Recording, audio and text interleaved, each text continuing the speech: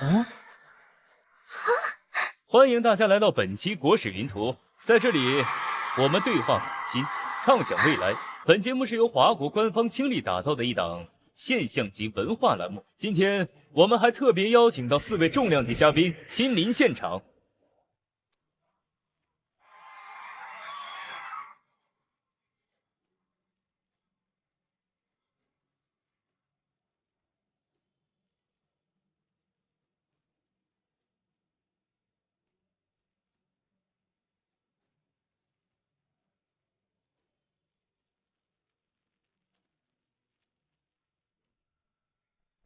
陈建这个混蛋！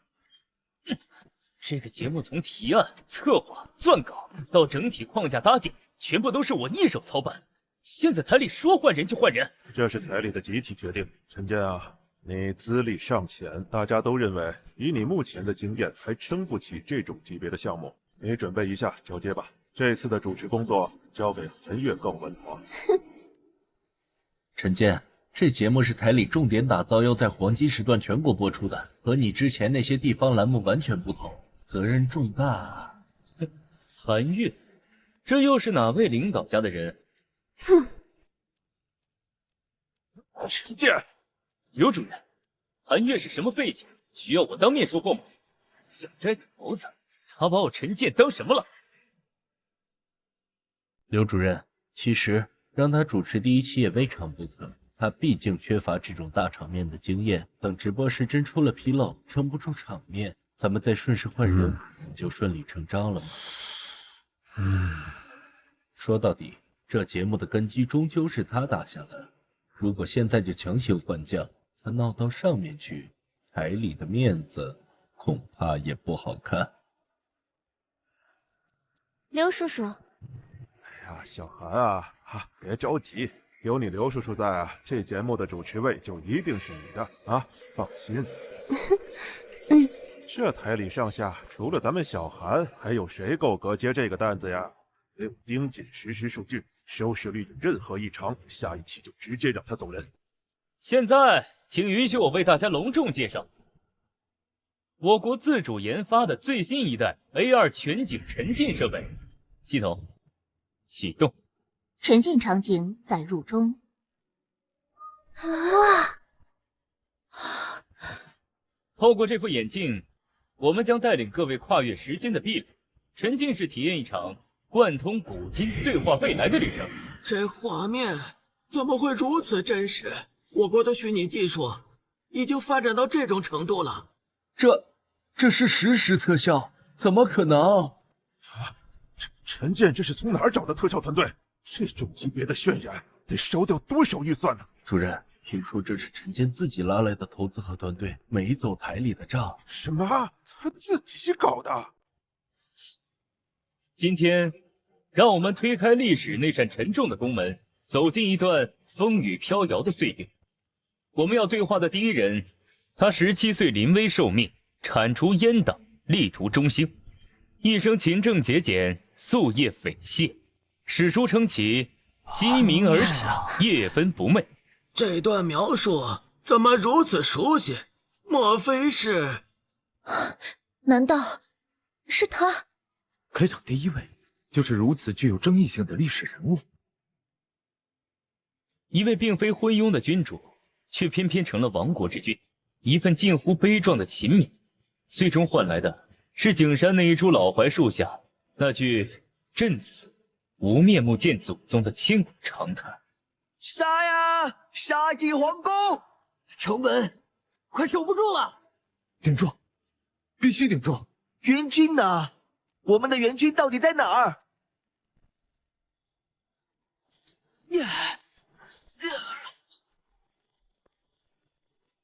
今日便是大明迄今之时，我大顺应天而起，顺民而生，破城！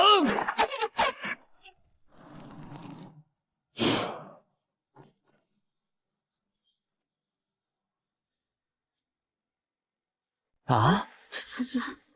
这画面太真实了，简直像真的站在那儿一样。对呀，真是大明王朝最后一位皇帝朱由检，竟然是崇祯皇帝。怎么会是他？一个亡国之君，有什么值得称羡？又有什么可对话的？连京城都守不住，妻儿都护不了，还有什么可说的？最是无情，帝王家呀！这个陈建在搞什么？怎么第一场开篇就介绍这种亡国之君啊？朱由检的口碑和能力那是差的不能再差了。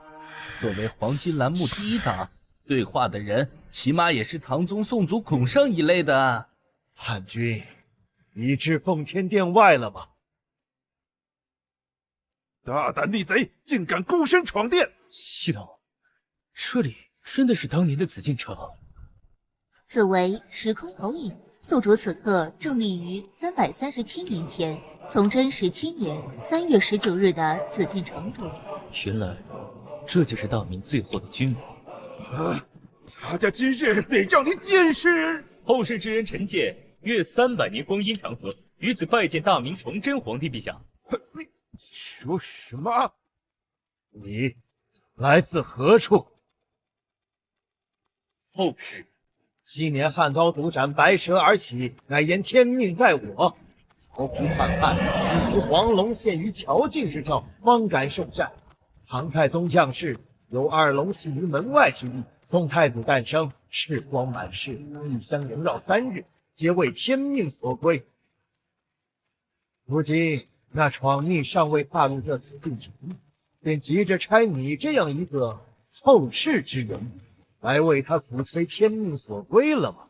李自成这个对话锚定的时间点，竟是甲申年，京城陷落当日。开场就把观众直接拉到王朝覆灭的最后一刻，这个陈建也太冒险了。在这样一个时间节点与他对话，想传递什么？又指望观众理解什么？何止冒险，简直是惊心动魄。崇祯皇帝，亡国之君，城破之时，他陈建是真不懂，还是故意要捅这个马蜂窝？主任，这直播出去，正义怕是压不住啊。天启7年，熹宗病重，国本空虚。御榻之前，熹宗召见了当时唯一已成年的皇帝，定执其手，留下遗训：吾弟当为尧舜。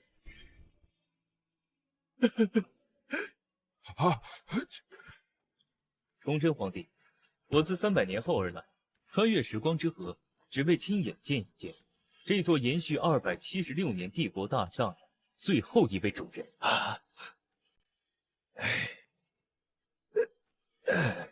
这虚拟成像技术已经到了如此地步，人物的神情机理、举止气韵，竟与真人毫无二致，完全看不出是数字建模或特效合成。如果不是坐在演播厅里，我真要以为我们此刻就站在崇祯17年的紫禁城大殿上。你当真从300年后而来？古来唯有开国受命之君，方得天降祥瑞，一人业界。为了朕这亡国之主，竟也得此殊遇啊！陛下，城门犹在，将士未降，大明仍在呀！陛下怎会是亡国之君？臣请旨力斩此妖言惑众之徒，诛其9族，以正视听。少年郎，你既自未来而至，可知今日是何日？今日是李自成破紫禁城，入主京师之日，亦是大明国祚断绝之日。放肆！276载山河，终是断送于朕手。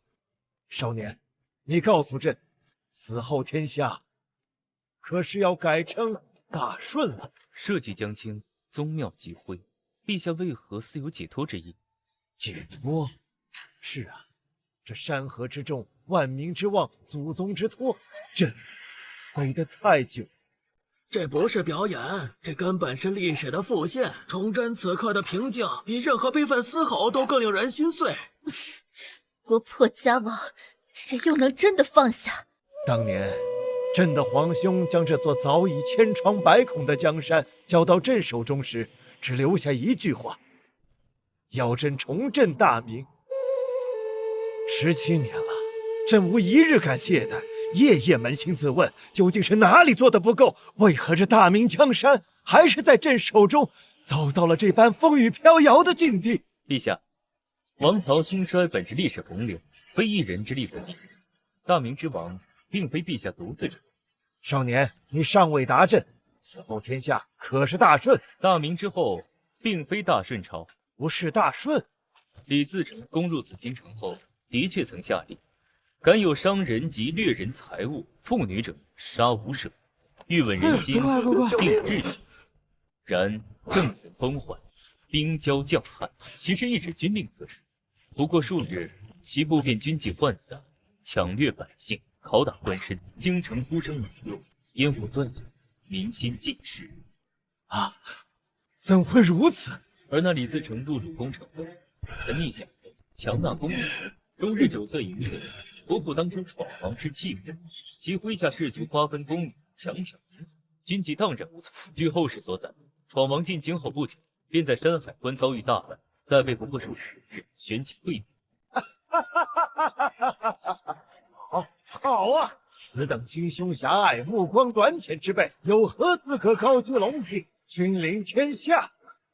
陛下，少年郎，你方才说李自成是因山海关之败而溃。山海关乃我大明雄镇，是何等强敌，能叫他在那里大败而逃？因为鞑子入关了。啊！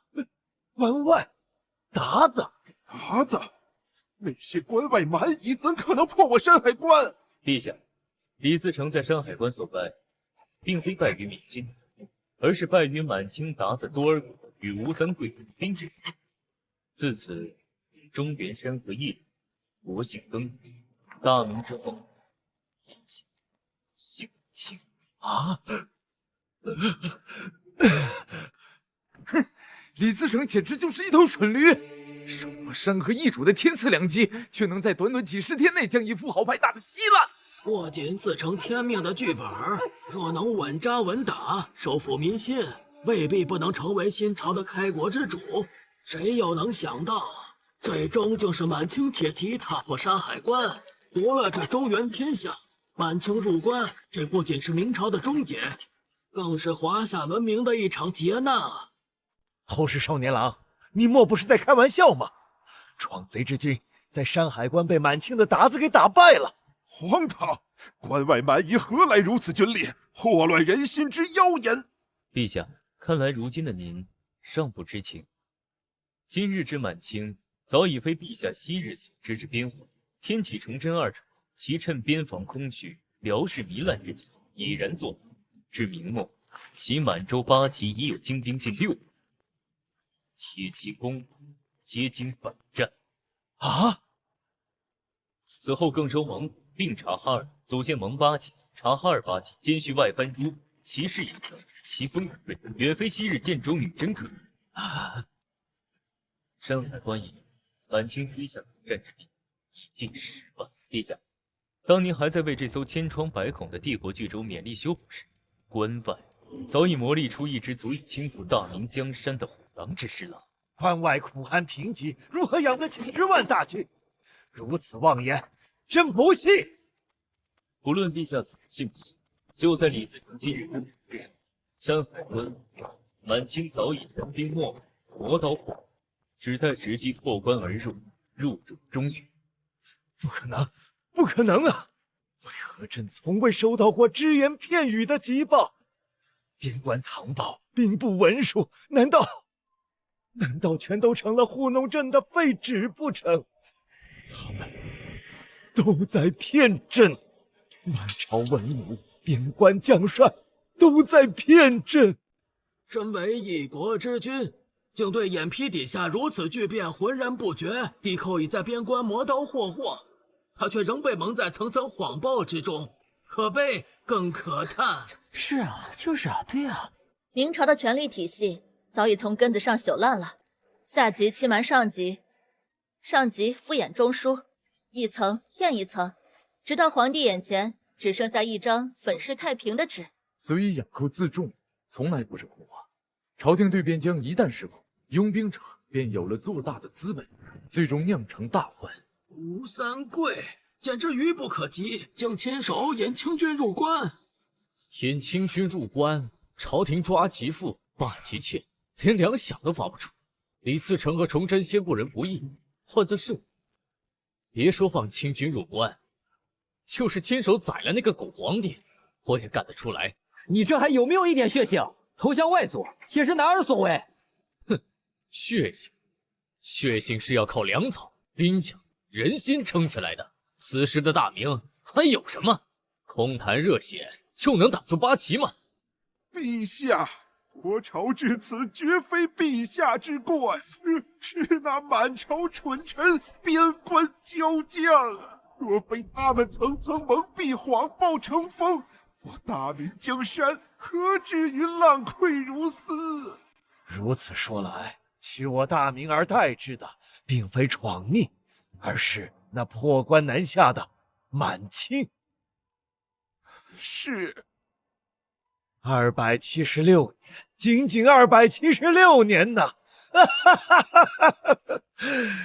当年蒙元铁蹄踏碎中原之痛，史书墨迹未干，如今就要在我辈身上重演，让关外蛮族践踏中原，检举华夏正统。李自成当真是千古罪人！放他娘的狗屁！千古罪人，我看这顶帽子该给你崇祯戴上才对。要不是你有眼无珠，刚愎自用，大明至于走到今天。大明积弊几百年，难道跟随全让崇祯一人？你当这是现代企业，换头班子就能任其股？别的暂且不论，崇祯骂李自成是千古罪人，这句话一点都没骂错。赵教授，您这话就狭隘了。天下有能者居之，大明不行，崇祯不行，李自成也不行，那就换别人来做。江山换代，历来如此。你这说的是什么糊涂话？换人？换的是什么人？那是非我族类，这也能一样吗？赵老，您先别急。其实天下也未必非得汉人做不可。当初蒙元入驻中原，不也将近100年？你们知道什么？啊！李自成的确是千古罪人。当初蒙元入驻中原，不也将近100年？你们知道什么？啊！李自成的确是千古罪人。纵观青史，起于草莽而终得天下者，何人不是天命所归，雄越超群？汉高祖提3尺剑开400年基业，唐太宗文治武功，铸就贞观盛世。宋太祖结束5代乱世，开创文治之道，揭示一代雄主，开国明君。更不必说大明洪武皇帝，当年驱除胡虏，恢复中华，定武基律，建元洪武，何等气吞山河！朕愧对列祖列宗。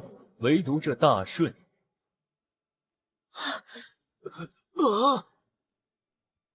入了紫禁城，夺了天下正统，却不知自重，不思匡扶华夏，安定中原，只知劫掠享乐，腐化堕落。这种人较之秦桧之流，更为可恨千倍万倍。如此模样，何来天命所归之下？大顺正义，不过是披着龙袍的土匪窝罢了。这个陈杰，这一点我无法认同。李自成揭竿而起，是因为明朝早已腐朽不堪，他本就是一个反抗者，凭什么要担起匡扶天下的重任？有能力而做事不为，便是对时代的辜负。即便是历史上的草莽豪杰，但凡有些许眼界，也远胜于他。若李自成入京后能效仿汉高祖，戒奢禁贪，整肃吏治，站稳脚跟后再图重整河山，我华夏正统，又何至于拱手让于关外铁骑？赵教授，您的思维还停留在华夷之变旧框架里。难道换一个汉人皇帝做江山，天下就一定会变好？明朝近300年的教训还不够深刻吗？那也总比任由异族践踏要强。你可知满清入关后，中原历经多少劫难，剃发易服，文字狱兴，音声凋敝，这叫进步吗？说不通，根本说不通。少年郎，朕能问你最后一件事吗？陛下请讲。我大明可还有救？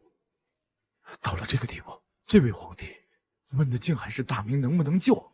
明知是演绎，可心里像压了块石头。最绝望的莫过于眼睁睁看着一切崩塌，却什么也做不了，这种慢性死亡比痛快一刀更折磨人。大明啊，哎，少年郎，你既从未来而来，必有超凡手段，求你救救大明，救救这即将咽气的江山吧！公公不可，快请起。陛下是万圣之尊，不能跪你，老奴代陛下跪，求你了，救救大明吧！您难道还不明白？大明已经无药可救了。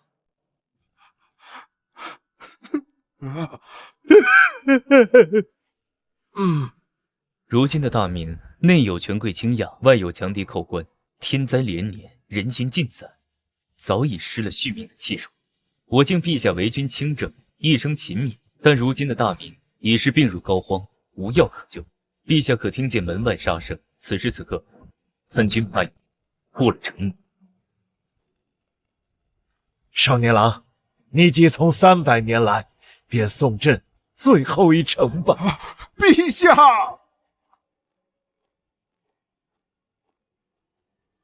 最后一程，他这话是什么意思？这个崇祯皇帝的虚拟形象实在太真实了，即便知道是演绎，那种穿透屏幕的绝望依旧压得人喘不过气。根据近年考据，大明最后一位皇帝为免受俘之辱，于眉山一棵老槐树下自缢殉国，并留血书于衣襟。我汉家江山的最后一位正统之君啊，终究走到了这一步。我汉家江山的最后一位正统之君啊，终究走到了这一步。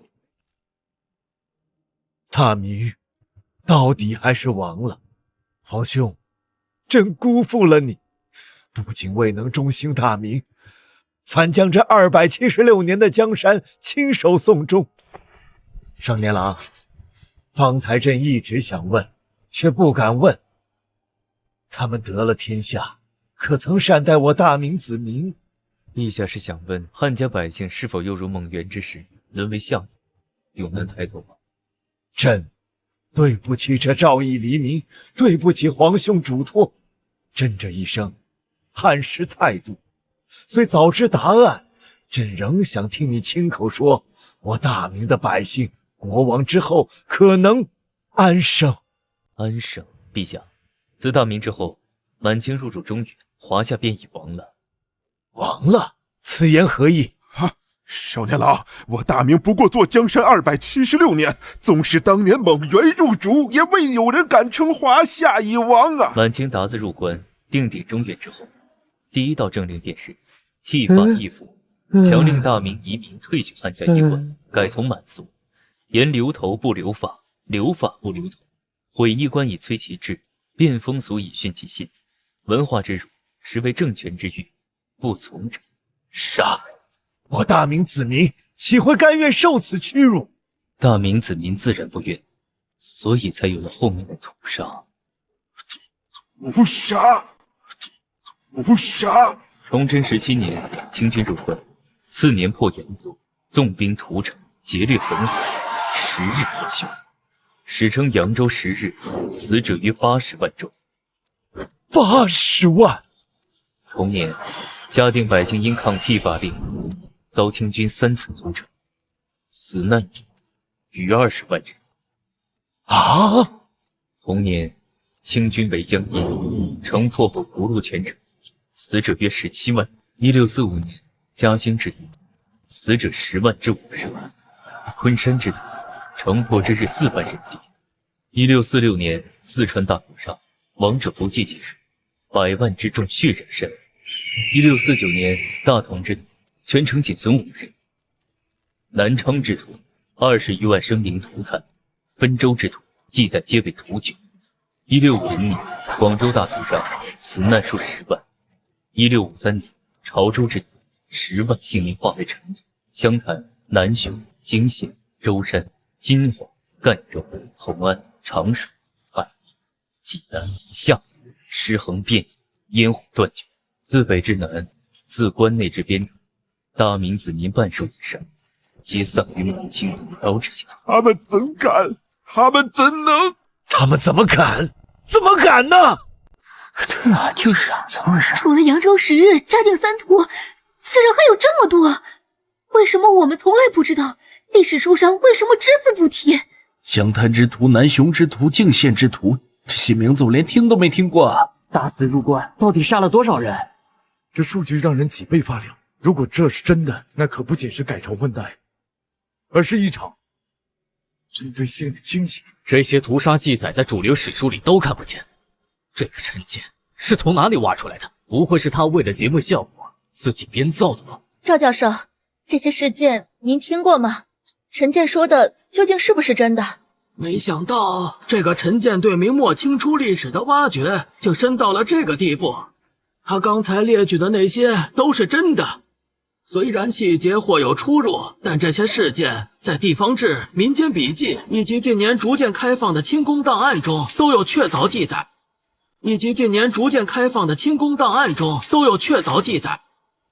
满清鞑子，满清鞑子，该杀，该杀呀！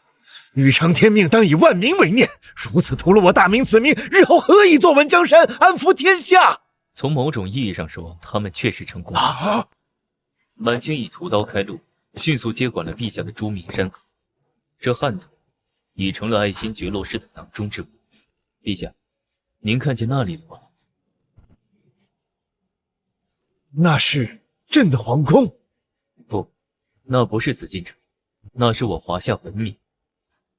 满清入关，绝非寻找王朝更迭、政权交替，这是我华夏文明汉家天下自此断绝300年之时。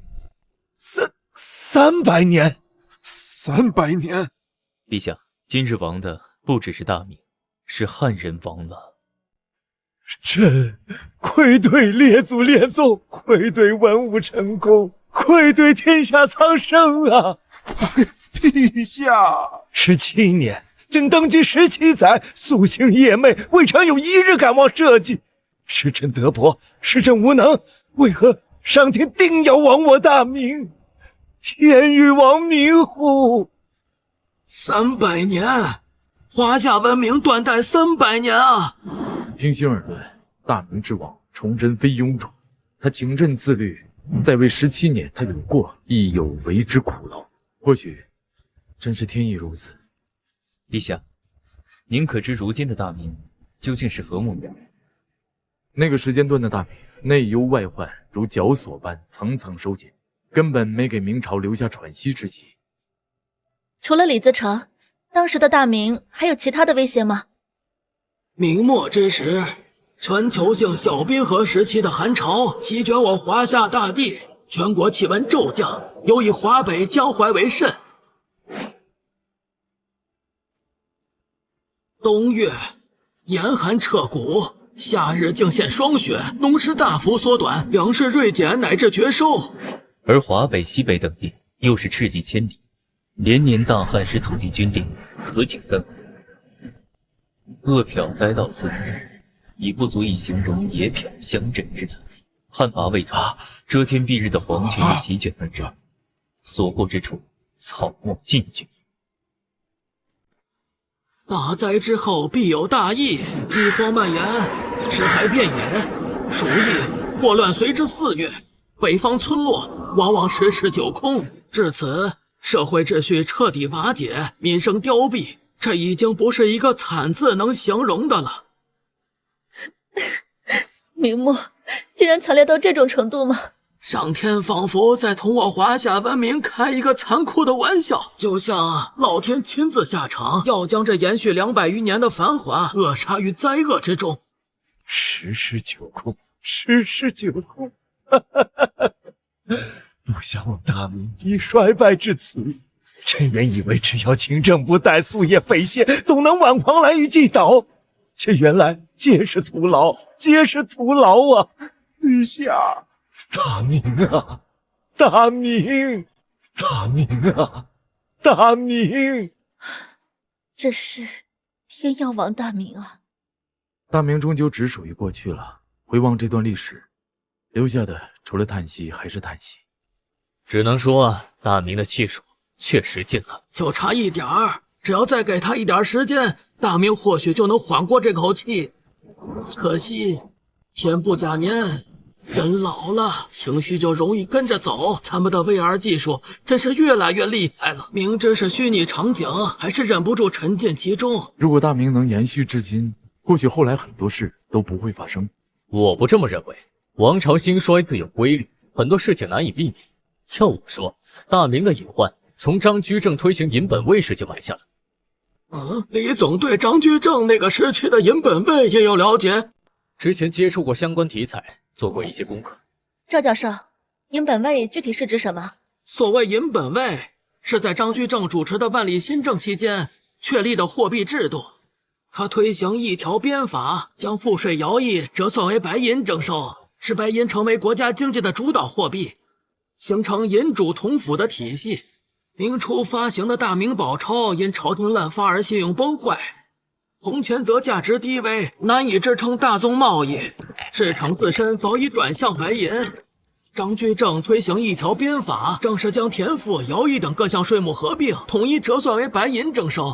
这以国家政令的形式，正式确立了白银在经济体系中的核心地位，也就是后人所说的银本位。可李总刚才说，明朝的衰落正是从银本位开始的，难道这个体系本身有问题？可李总刚才说，明朝的衰落正是从银本位开始的，难道这个体系本身有问题？在当时的条件下，银本位不仅有用，甚至可说是最适宜的选择。它简化了税制，提升了财政透明度与中央调控能力，短期内提振了经济，使大明成为世界白银的汇聚之地，连通了全球贸易网络，江南的手工业、海外商贸也随之繁荣。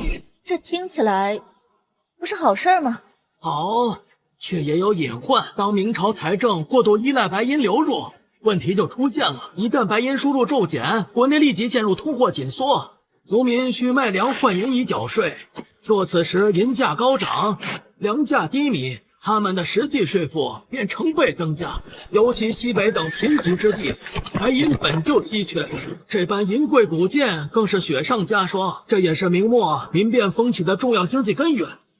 少年郎，你今日前来是因后世之人皆觉朕错了吗？少年郎，你今日前来是因后世之人皆觉朕错了吗？是在怪朕？怪朕这17年碌碌无为，是个昏庸之君；怪朕丢了这汉家山河，断送了华夏300年的文明兴国。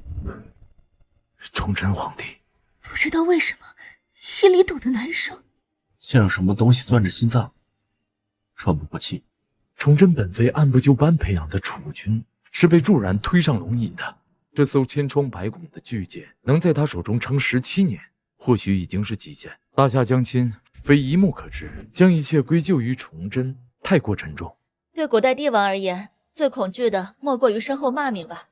即便如唐太宗、明成祖那般雄主，临终前也难逃对青史评价的忐忑。崇祯皇帝，我华夏文明最后一位汉家天子啊！王朝更迭是时代洪流的选择，不会因一人而逆转。如今的大明已如风中残烛，纵使不是陛下，也难免在下一代君主手中走向终结。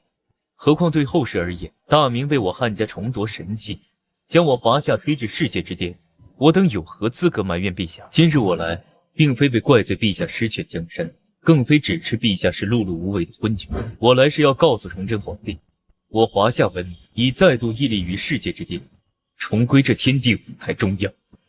你们，我们的先辈已将满清彻底驱逐，匡复华夏，建立新朝，再统山河。大明曾一统天下，威临四海，那份承天命而育万邦的气魄，从未被后世遗忘。我们一直在为让国家富强而奋斗。汉高祖曾受困于匈奴，忍辱负重，直至汉武帝时，历经100年鼎立，终雪前耻。我们重掌华夏之后，也在走同样的路，只为让国家重归盛世之巅，让那曾君临万邦的文明再度屹立于世界。陛下，后世之人今日来此，于大明城破国王之日面见陛下，只为告诉您一件事：王朝更迭，天命难违，人无论山河如何易主，我华夏文明必将永远屹立。陛下不必为江山改姓而忧，我华夏文明纵有倾覆之志，也当倾覆得轰轰烈烈。体面，轰轰烈烈，哪还有什么体面可言？想我泱泱华夏。陛下以为在您之后，大明便真的亡了吗？难道不是吗？心向大明者从未断绝，华夏文明又岂会甘愿永世俯首？若天下人真的对大明再无半分眷恋，那些屠杀又因何而起？陛下可还记得范景文？内阁大学士范景文，朕怎会不记得？当年让他捐献钱粮，便是他这般老臣推诿最甚。范景文，万历41年进士，历推官、吏部文选司郎中、太常寺少卿。崇祯17年3月19日，李自成破城，城陷后，他留下身为大人不能灭贼雪耻，死有余恨16字，投井殉国，时年58。其妻妾、子女多人随之赴死，满门忠烈，无一苟活。陛下可还记得弥元录？户部尚书弥元禄。弥元禄，万历47年进士，3月19，京城陷落，陛下殉国。弥元禄得知后，整肃衣冠，朝宫阙方向3拜，亲笔写下“南都尚可为，死无分文，勿以衣伤礼，曝我师，疗治苦痛”。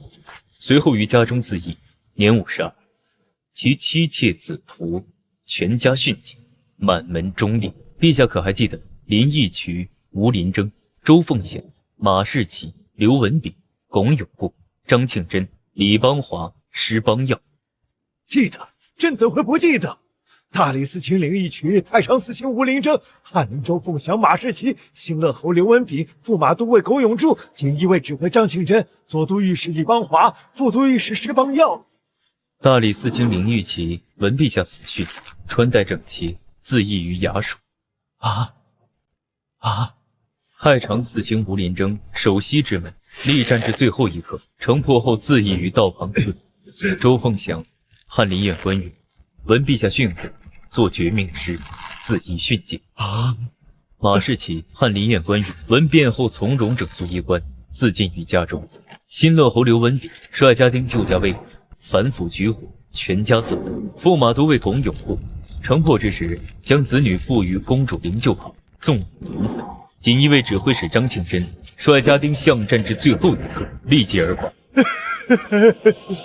还有宣城伯魏世春守城门力战，全家自焚。户部侍郎方月贡被俘巨响，自缢明志。兵部主事金铉投河殉国，其母、妻、弟同殉。锦衣卫千户于同郊整装自焚于衙署。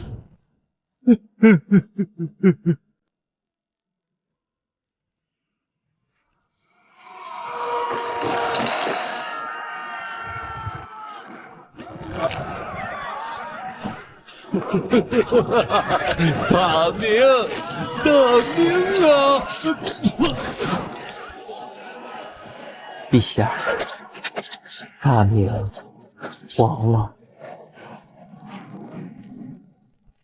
太真实了，每个细节都像真的把我们拽回了当年京城落陷的那一天。满朝文武、宗室金贵皆死战殉国，这样的风骨，这样的气节，大明当真配得上铮铮二字。这和我读过的历史不一样，明朝的藩王竟也有这样的血性。上至天子，下至勋贵、宗室、文臣，多数殉国死节，他们用生命为大明留下了最后一份尊严。这画面也太真实了，真实的让人心头发颤，眼泪根本止不住，这种冲击连电影都很难给到。宣城伯魏时春、侍郎方月贡、主事金铉、千户于藤郊，这些名字啊，我今天是第一次听说。还有那些朱家的王爷，竟也这样惨烈的横门赴死。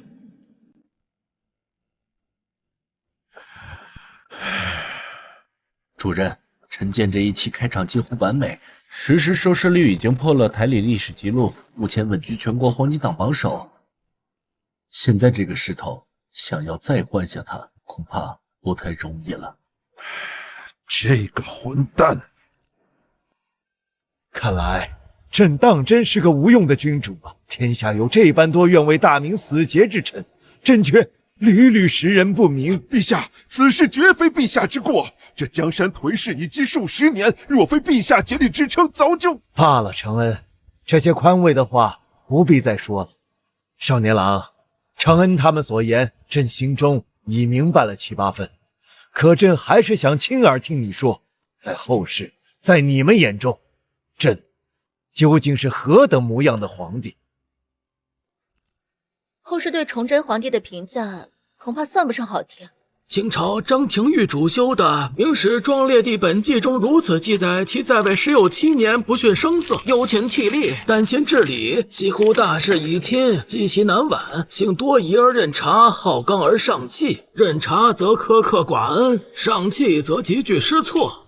现任宦官布列要地，举措失当，治治乖方。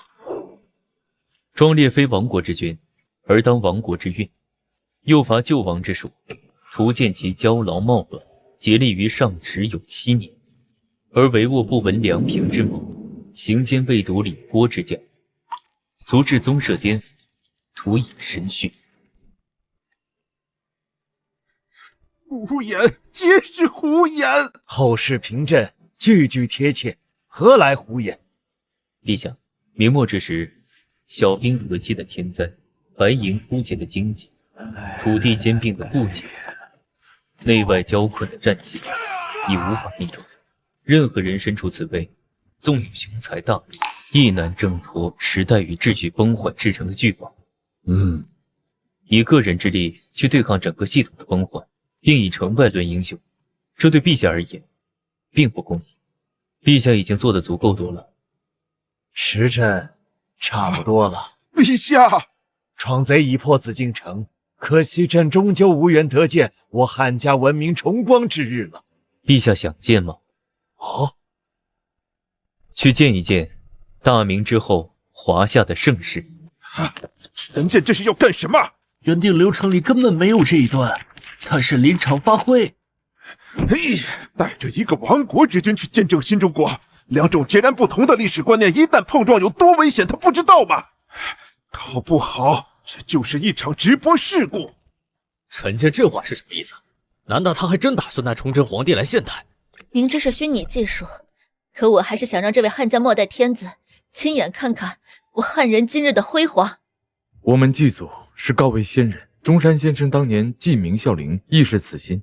如今有这样的机会在眼前，我辈岂能错过？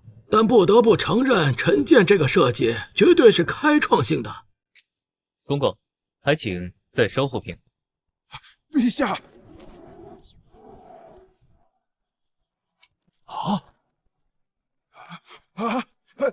陛下，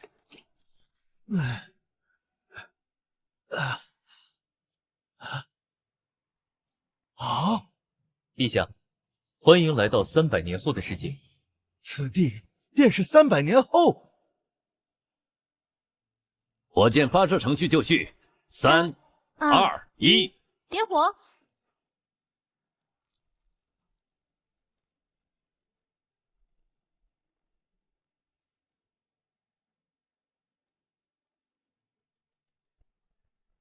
妈妈，火箭又发射了。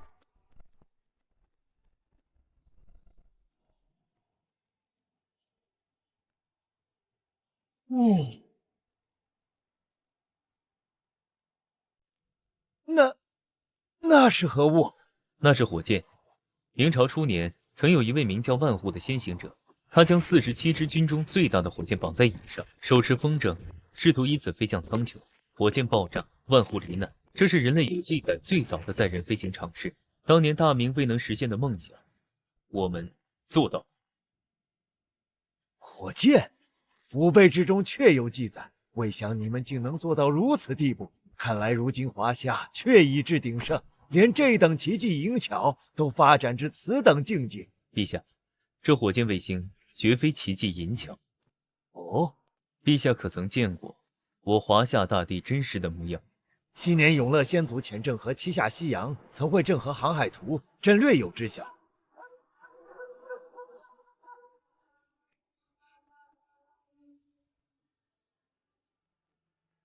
陛下所指，可是此图？正是。永乐命郑和下西洋，虽以贸易为名，实为扬我国威，定宗主之位，更为后世留下着无价图志。陛下不妨再看看300年后的世界。这是？陛下，这才是真实的世界。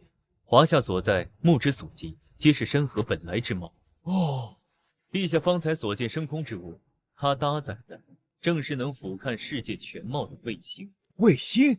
陛下可将卫星理解为天眼，当它升至苍穹之极，便能助我们俯察整片华夏山河，乃至寰宇诸洲。陛下眼前这幅舆图，正是由卫星从九霄之上拍摄而成。如今，陛下还认为这是奇迹银巧吗？此乃神迹。陛下可知青天剑？自然知晓，观天象、推节气、订立法之官属。这卫星便具青天剑之能，且远不止于此。哦，我国已发射诸多卫星，有气象卫星，可预知阴晴，监测气候，预警灾变；有海洋卫星，可察海流动向，观水色变化，监万里海江；另有资源卫星，可勘国土，估农产，监环境；环境卫星，广域监测生态灾变；遥感卫星，多图观地，明察秋毫。哇！有了这些悬于九霄的眼睛，我们便得以俯瞰着整片大地，可预知台风来袭，早察旱马将至，预警地动山崩，便能提前布防，救灾安民，使百姓少受流离之苦。何其恢宏，何其震撼！如此说来，这华夏山河乃至天下诸国，岂非尽在这天眼之下？臣见此子确是奇才。我国卫星腾空而起，从某种意义而言，正是华夏重归强盛之象征。待崇祯皇帝亲眼见证火箭刺破苍穹，便等同让他目睹300年后这个国家以何等姿态屹立于世。那是何物？那是飞机。飞机？那飞机之中竟载着人？自然载人。陛下，如今的世人已可乘它翱翔天际，朝发北疆，目之岭。想不到600年后，人间已至此境。这山河竟如此壮丽。少年郎，朕可否问3件事？陛下请讲。一问，你们如今的国家是如何看待大明的？我带陛下去一处地方。此地是？爸爸，我们为什么要来这里啊？我想去游乐园。因为这里是我们的根。爸爸，这里好漂亮呀！朱元璋爷爷住在这儿，一定很开心吧？当然开心，小南每年都来探望他，祭拜他。朱爷爷在天有灵，一定很欣慰。啊？那当然啦！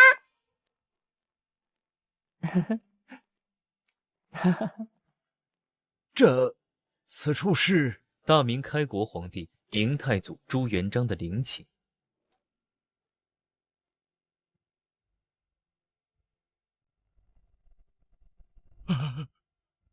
陛下若想哭便哭吧，此时此地无人能见你我。后世的少年郎莫要取笑朕了。北京城破之日，陛下无力回天，亦未能至孝陵祭拜，今日可了一桩心愿。各位贵宾，大家身后这片灵山相依的圣地，正是大明开国皇帝明太祖朱元璋与孝慈高皇后的合葬陵寝明孝陵。当年明太祖驱除蒙元，匡复华夏，建立大明朝，让我汉家王朝重归世界之巅，再续文明辉煌。公元1360年，龙湾之战，太祖于此大破陈友谅水军，不仅守住应天，更一举扭转天下大势，为日后定鼎江山奠定基石。这不懂，这大明有什么好的？这么多人来瞧。从客观历史评价而言，明朝确有彪炳史册的功业，也有积重难返的陈客。但我们今日至此，不只是来看这些石头砖瓦，更是为感受一段活过的历史，触摸一脉传承至今的文化魂魄。文化传承，我老家族谱往前翻，头几页就是大明。可那时候我祖上不过是面朝黄土的农户，县治里一句红无垦荒，万历家富，轻飘飘几个字，可能就是几代人喘不过气的日子。这样的历史，有什么好推崇的？古日子，若不是大明结束元末乱世，再造华夏，你祖先能不能在战火中活下来，留下你这只血脉，怕都是问题，哪还来得你？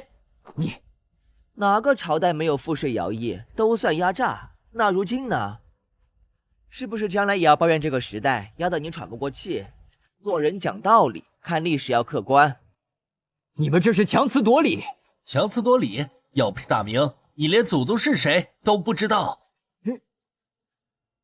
这不是强词夺理，没有大家，何来小家？文明不存，血脉淹覆。这位先生说得好，我们铭记历史，既要看见尘埃里的血泪，也要看见尘埃之上重建的殿堂。这并不矛盾，正是苦难。不演功业，明朝之后，我们的文明确实又历经坎坷。但请想一想，若不是当年明太祖定鼎金陵，建元洪武，若无大明这近300年的积蓄和积淀，我华夏文明恐已早已经彻底断层。陛下，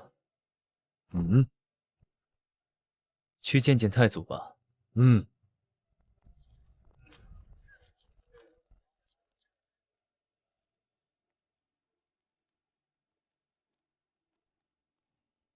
那大明王朝威加海内，在当时绝对是空前强盛。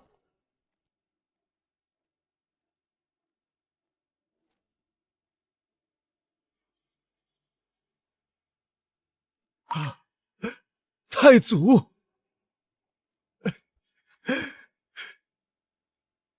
不孝子孙诛有检，拜见太祖皇帝。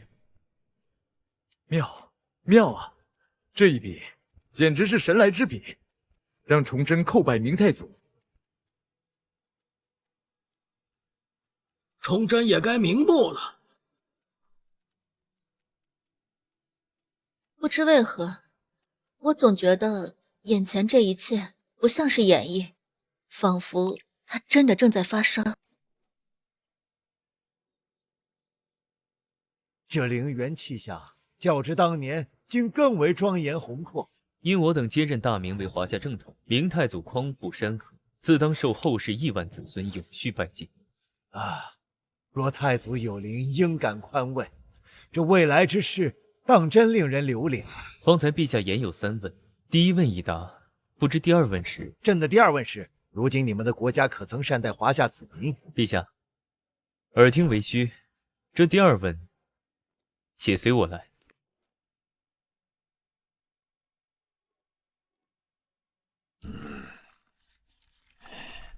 不去，说了不去，你们别费口舌了。李大海，你以为我们是在跟你讨价还价吗？今天这事儿由不得你。你去也得去，不去我们抬也得把你抬去。这强争名利与酷吏何异？陛下，莫急。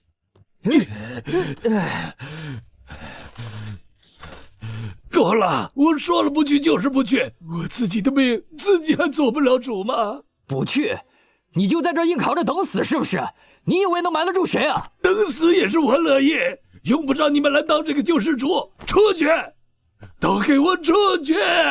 老李哥，你消消气，听我说，县医院的检查结果不是儿戏，专家都说了，现在抓紧之希望很大。钱的事儿你不用担心，村里也能帮衬点儿。想办法？想什么办法？医院那就是个无底洞，那些机器一响，金子都得当水流走。李大海，你简直顽固不化。周小凤，你是吃公家饭的，你懂什么？我们一家子起早贪黑，一年到头牙缝里省，也就能攒下个4、5万，把在城里打工，眼看要谈对象，房子首付还差一大截。我这一刀进去就是几十万，钱从哪儿来？去借砸锅卖铁，把娃的未来也填进去。我这把老骨头不止这个家，不能因为我一个人把这个家拖垮了。娃的路还长。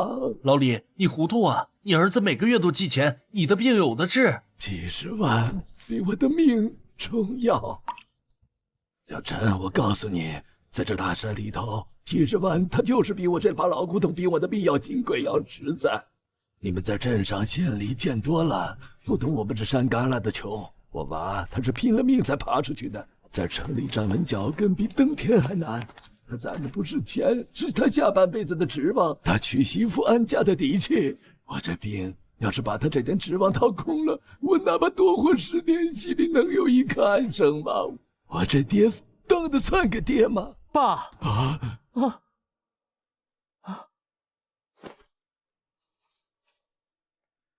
小慎，你们两个，我不是跟你千叮万嘱过，别告诉我儿子，别告诉他，你们这是要逼死我啊！不告诉小镇，难道要我们2个还有村里所有人一起瞒着他，眼睁睁看着你在院里把病拖成绝症，看着他以后回来，只能对着坟头哭吗？爸，你别说了，什么都别说了。老李，你先别急，我们来之前已经和县医院那边沟通好了，你家的情况一直享受国家5保政策，现在看病走的是最高级别的医疗救助和保障渠道。老李哥，算笔实在账，按咱们的政策报销下来，你自己要掏的钱连总费用的1-2成都不到。为了省这点钱，你就忍心让镇子这么早就没了爹吗？爸，咱去医院行吗？多少钱咱都治，我有手有脚，我能挣。5保户，此乃何制？陛下，这是我国的一项善政，名为农村5保供养制度，专为村中鳏寡孤独、无依无靠、无劳力、无生计来源之苦人而设，由国家担起供养之责，保其基本生计，免于饥寒流离。善政，且慢，方才言5保究竟是保哪5样？保吃、保穿、保住、保衣。若为老者，加保丧；若为孤儿，则保其教。保吃是供给米面粮油、菜蔬肉食乃至烧火之心；保穿是供给4季衣裳、御寒被褥；保住危房改造或提供集中安居之所，务求安身；保衣最为要紧，使其病有所依，若行动不便，更有专人照料汤药起居。老者保葬，使其人生终了，得以体面安息。孤儿保教，则令其幼有所学，不致荒废。5保由生至死皆有托付，这是何等仁政？5保由生至死皆有托付，这是何等仁政啊！朕当年连9边军饷都筹措不齐，蝗虫肆虐，百姓看着田野一片荒凉的场景，朕竟不知国家原来可以这样。陛下，5保之制及其后不断完善的特困供养体系，却是我华夏1000年未有之创举。它不只是政绩，更是国家向最微末子民立下的承诺。在这片土地上，无人会被放弃。如此供养需耗费多少国库银两？天下鳏寡孤独者众，这如何负担得起呀？陛下，在我朝，这并非负担，人民即是江山。国家之财，取之于民，用之于民。我们所坚守的信念是，发展是为了让每一个人都活得更有尊严。因此，纵有万难，此志不移。这便是以人民为中心，不让任何一位华夏儿女在这片先祖的土地上因贫困而恐惧，因孤苦而无依。为了人民，我们的先辈和国家愿意倾尽所有。爸，慢慢来，不着急。知道，我这把老骨头还硬朗着呢，哪有你们这样缠着走？老李，医院那边都安排妥当了。您这次去啊，就一个任务，安心治病，其他的什么都别想。医疗费有国家的政策在给您兜着底呢。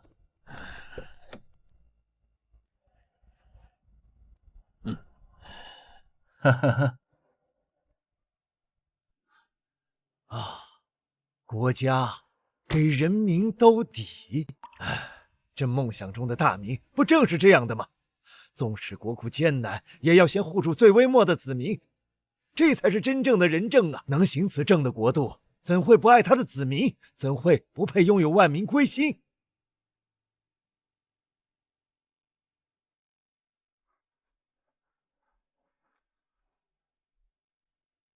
这是陛下，此乃我朝为百姓所建的路，何其雄伟！少年郎，即便朕不明此中玄机，一直在此等深山绝壑中修建如此深宫，耗费之巨必是倾国之力。此山之中究竟有着何等紧急的军机，亦或埋藏着关乎国运的珍宝？这山里没有军机，也无珍宝，这山里只有人民。啊？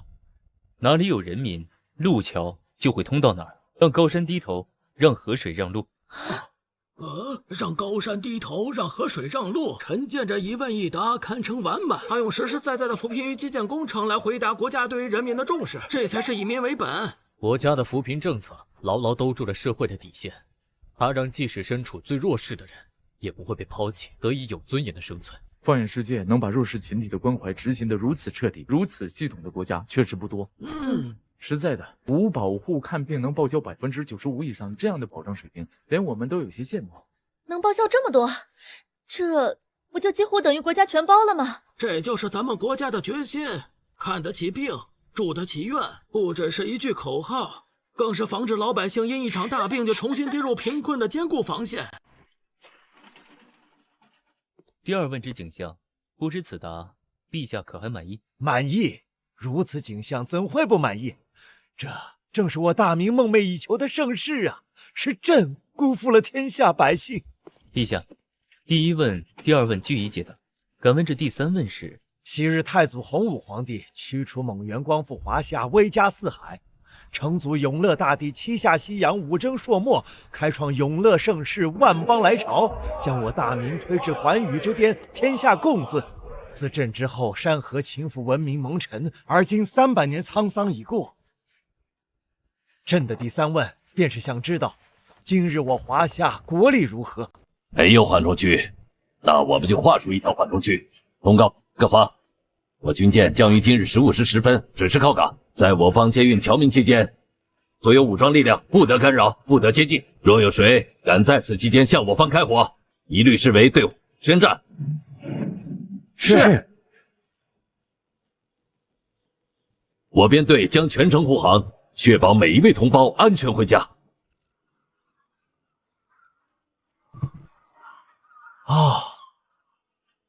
陛下，这便是如今的军舰，何等雄壮，何等威严！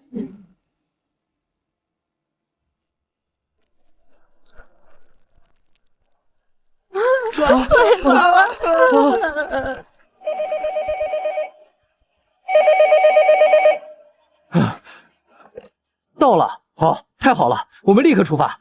太好了，同胞们，军舰来了，接我们回家了！军舰来了，我们有救了！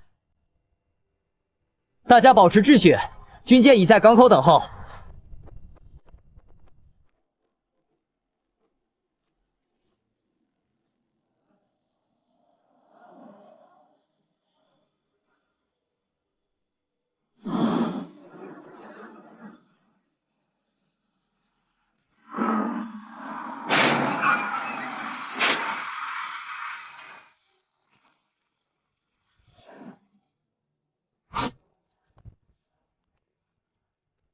想不到今日竟能为万里之外的子民派遣大军前来解救。我们的国家从不放弃任何一个心向祖国的同胞。少年郎，此地距华夏如此遥远，难道不怕别有用心者趁机发难？陛下是担心他国偷袭我们的军舰。陛下，你面前所看见的这支舰队，可是能足以轻易击败当今世上90%国家。什么？陈建以撤侨行动回应崇祯第三问，切入点妙极。不单撤侨，充分彰显我国军力与国际影响力，以此展现国力，再合适不过。陈建说一支舰队能灭90%国家，是不是有些夸张了？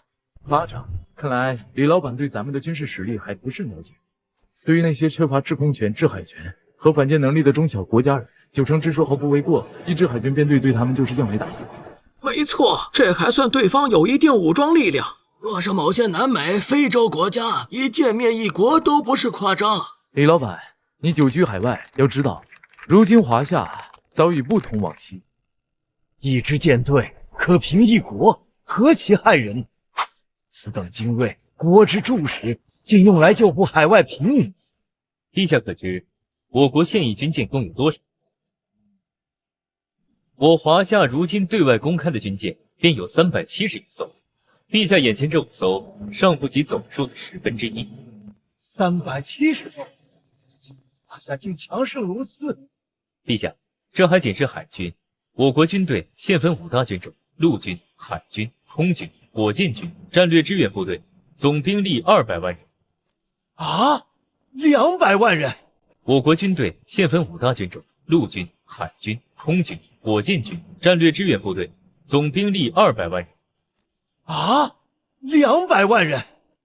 拥兵100万，拥兵100万！纵览华夏古今，从未有王朝具此等国力，100万可战之师，有此国力可平定天下呀！陛下，今日天下已非大明之时，一代人有一代人之使命，我们亦在奋力前行，只为让华夏文明重立于时代潮头。若朕当年能有这100万雄师，少年郎，朕着实羡慕。不瞒陛下，我也常怀庆幸，庆幸生于这个国家，更庆幸自己是华夏子孙。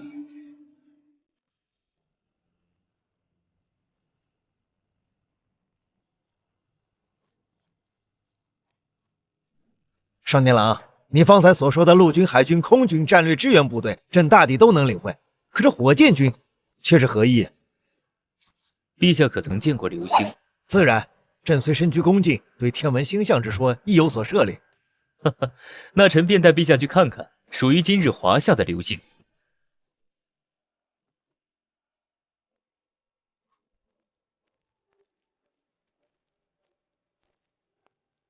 少年郎，此处非我华夏疆域，你带朕来此是何用？陛下，此地确实是距我华夏约6、7千公里之外的夏威夷。6、7千公里？今夜天幕中将划过一颗流星，那会是我华夏文明史上最为璀璨的一颗。看来今日之华夏前行之路也并非坦荡无阻，所以我们仍在奋进，为的是有朝一日能重回大明当年的巅峰，万国来朝，天下共尊。你们快看天上，那是什么？哎，那是流星！流星！流星！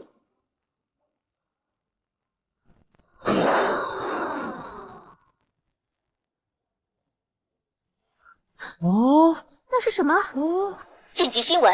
最新情报显示，15分钟前，以演习名义发射了一枚天风系列弹道导弹。啊！这枚远程导弹自本土发射，此刻正经过上空。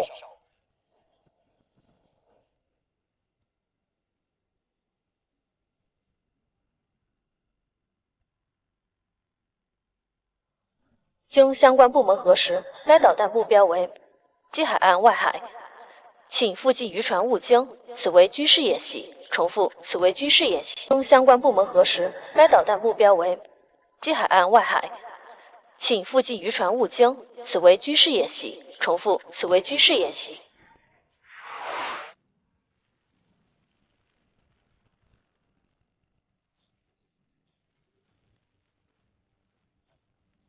这究竟是何物？竟握有此等灭世之力，如何做到的？陛下，此乃虎军利器天风系列导弹，12000公里内能做到精准打击。12000公里，岂不是说足不出户便可击杀万里之外的敌人？正是。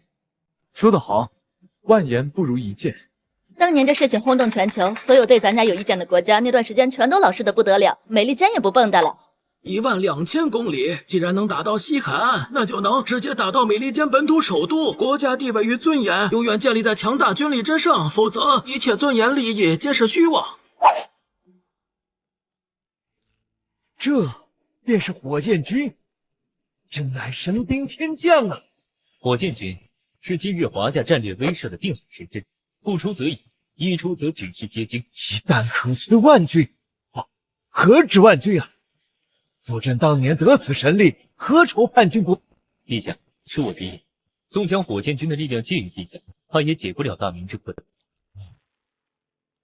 此前陛下问我3问，如今我这后世之人斗胆问陛下1问。好，陛下以为何为国家强大？自是国库充盈，兵强马壮，四夷臣服，一统寰宇。如我大明鼎盛之时，君临万邦，海内共尊。这便是陛下心中的强大，难道不是？若以此论，确为强大。昔日元朝铁骑横扫欧亚，疆域之广，旷古未有，可谓寰宇霸主。然其国祚不过80余载，终被洪武大帝一举倾覆。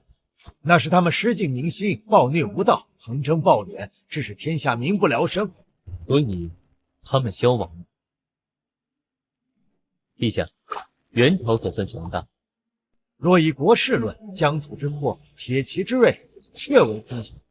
然以文明观之，他们实为弱小。那看似无敌的军力，不过一副空洞的骨架。文明的角度，此言何意？陛下不是已经说破了吗？元不得民心啊！陛下不是已经说破了吗？元不得民心啊！他们从未真正赢得天下百姓的认同。在我看来，国家之强大，在于百姓与国家意志同心同德。百姓与国家意志同心同德。国之强盛，从不系于一行一业之独大，而在于民心之凝聚。唯有人民心中有信仰，国家才会有力量。人民有信仰，国家有力量。何谓人民？是乡间采药的郎中，苦读的学子，也是田间耕作的农。何谓人民？是金榜题名的状元，也是为民请命、守土安民的县令。富甲江南的巨贾是人民，著书立说的大儒亦是人民。人民包罗万象，生生不息，绝非以门户阶级强行割裂，不以阶级区分人民。陛下，大明自天启朝起，民心渐失，失民心即是失天命，此乃国运衰微之时。当依照民心与国家意志渐行渐远，国力必衰，疲态尽显。唯有当依照民心与国家意志融为一体，此国此文明方能迸发磅礴不息之力。正如今日之华夏，人民有信仰，国家有力量。我们的国家绝不会放弃任何一个渴望活下去的百姓，也绝不会抛弃任何一片生息之地，更不会放弃任何一位深爱这片土地的人民。陛下，这才是我华夏文明今日强大之根本。国家拥抱人民，人民拥抱国家。哦，说得好，说得太好了！字字珠玑，振聋发聩。刘主任，这陈建，咱们还换得了吗？原来如此，得民心者得天下。古往今来治国之理，竟早已藏在这7字之中。得民心者得天下，短短7字，却鲜有人能真正践行。朕受教了。陛下言重，大明之困非陛下一人之过，实乃制度渐朽，加之天灾人祸交织，欲救大明已非武力可及。今日华夏四海丰饶，物阜民安，更胜洪武之治，永乐盛世。时辰差不多了，少年郎，送朕回去吧。原来如此，陛下，得见后世华夏子民安居乐业，朕心已足。大明之劫，终究是大明自己的路，避无可避。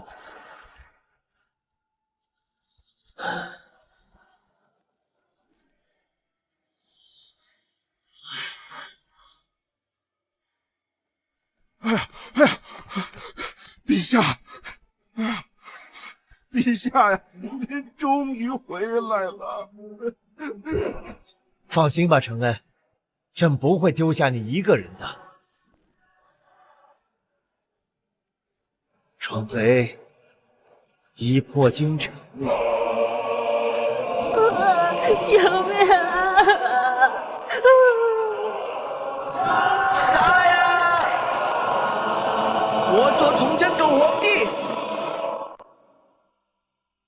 少年郎，朕一直很怕自己会毁了大明，怕朕无能为力，怕成为后世口中的昏君。可越怕什么，便越来什么。朕自登基时有7年，逆贼直逼京师。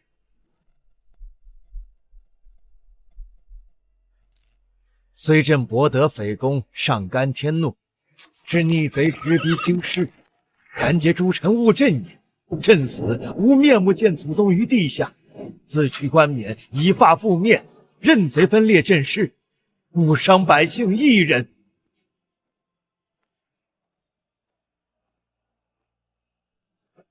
大明啊！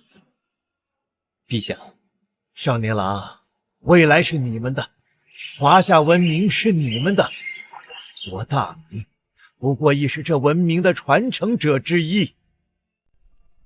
朕甚慰，华夏文明终究后继有人，未曾断绝。能在命终之前得见后世如此气象，朕心已足。承恩呐！陛下，你且逃命去吧，朕不怪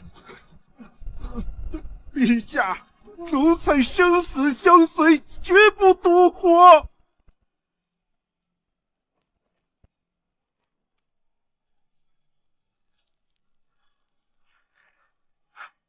恭送大明皇帝上路！恭送大明皇帝上路！后世之人臣见，恭送大明皇帝上路。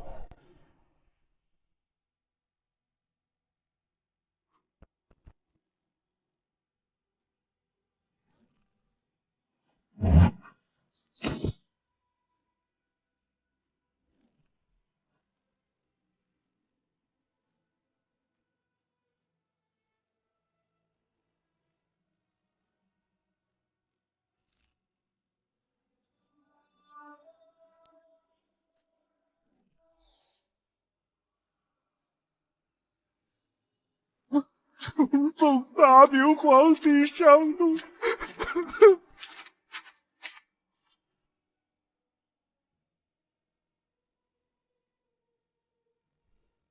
公公，闯军已入紫禁城，您走吧。走？咱家能走到哪儿去？啊！咱家自小吃的是皇家粮，跟的是主子身。天地虽大，何处是咱的去处？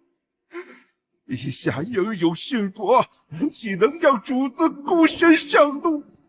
陛下，慢行一步，老奴来了。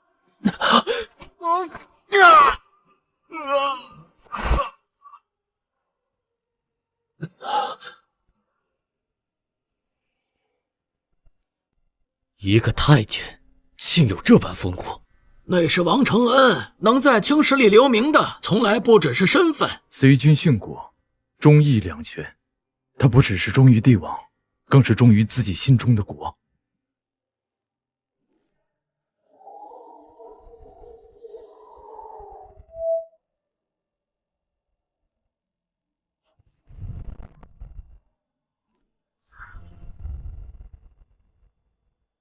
当喊杀声吞没紫禁城，当梅山老树成为王朝终章，崇祯皇帝朱由检以最决绝的姿态，为大明276年国祚画上了句点。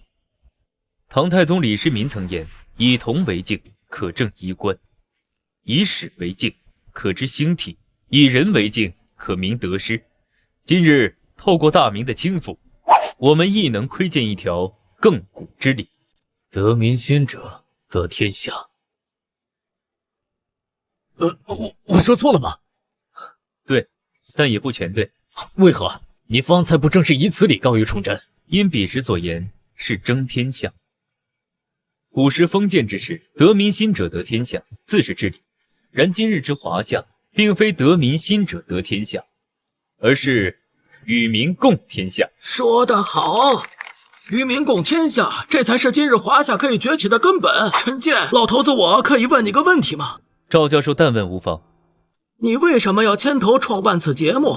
又为什么你第一个要选择对话的人会是崇祯呢？对话古今，重览千秋华夏，贯通今昔，尽显今日风华，此为节目之本意。至于为何首选崇祯，方才对话之中我已言明，祭拜先祖正本清源。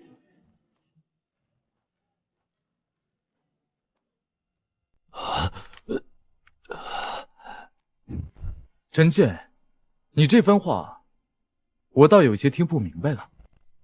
是啊，陈建，你究竟是何意？陈建，你该不会是想……看来赵教授熟读明史，已猜到我接下来要说什么了。陈建，这可是直播，你要是开了口，难免会造成影响，你要考虑好。赵教授，你们在打什么哑谜？我怎么完全听不懂？是啊，二位这是有什么我们不知道的约定吗？节目都快结束了，这家伙还想干什么？主任，我觉着恐怕不是什么好事。不好，他总不能再炸了直播现场吧？从我决意创办这档节目起，就已做好了准备。对话崇祯，既为祭奠华夏文明的先祖根源，亦为正本清源。何谓正本清源？今日我要为大明洗去那蒙尘300余年的误解，让历史重归其真。大明有何可喜？崇祯确是一位有骨气的君王，给了帝国一个体面的终局，但这无法掩盖明朝制度的腐朽，君王的失职。明朝中后期那几位皇帝实在难称贤明，论勤政与丞相，甚至不如清朝多数皇帝。例如那30多年不上朝的万历皇帝，身为一国之君，代政至此，简直荒唐。看来我所知的万历皇帝与李总所知截然不同。有何不同？万历皇帝朱翊钧在位48年，是明朝在位最长的君主。经济上，他推行一条鞭法，清障全国田亩，将赋役折银征收，简化税制，减轻民负，充盈国库。政治上，他整顿吏治，裁撤冗官，提升行政效率。军事上，他重用戚继光、李成梁等名将，稳固边防，震慑隆冬。对外战事，万历一朝3大征更是皆告全胜。1592年，平定宁夏8败之乱，镇压蒙古降将8败的叛乱，稳定西北。1592年至1598年，朝鲜派军援助朝鲜，抗击日本丰臣秀吉入侵，虽耗费巨大，但维护了东亚宗藩体系与边境安全。1599年至1600年，平定播州杨应龙之乱，镇压西南土司叛乱，强化对云贵地区的控制。至于所谓30年不上朝，那不过是缺席礼仪性的常常，绝非放弃制度。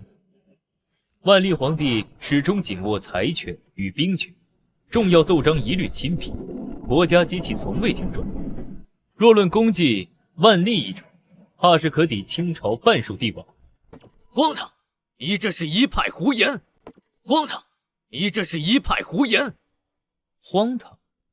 论经济，一条鞭法完成白银货币化，民间海外贸易网络遍布南洋。清，闭关锁国，火器研发都能断代。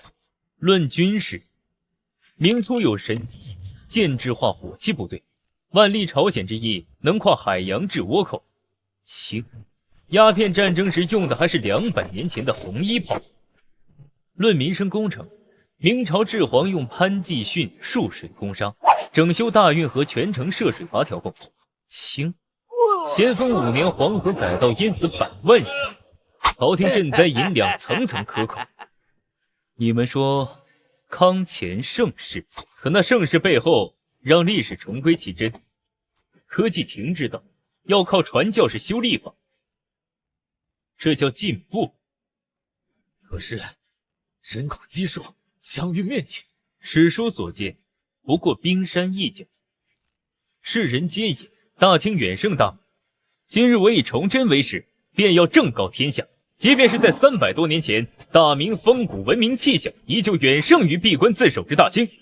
大明远胜大清朝所为，实是宁赠友邦，不与迦南，量中华之物，皆与国之欢心。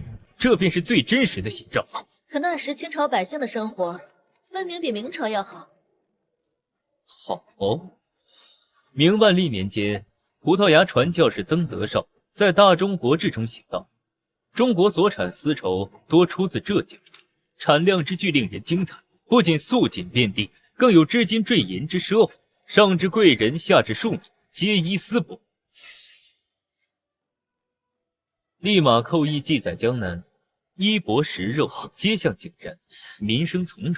而清朝1793年，马格尔尼使团行至浙江，见农民居茅屋，食糠米，衣衫褴褛，至晚清。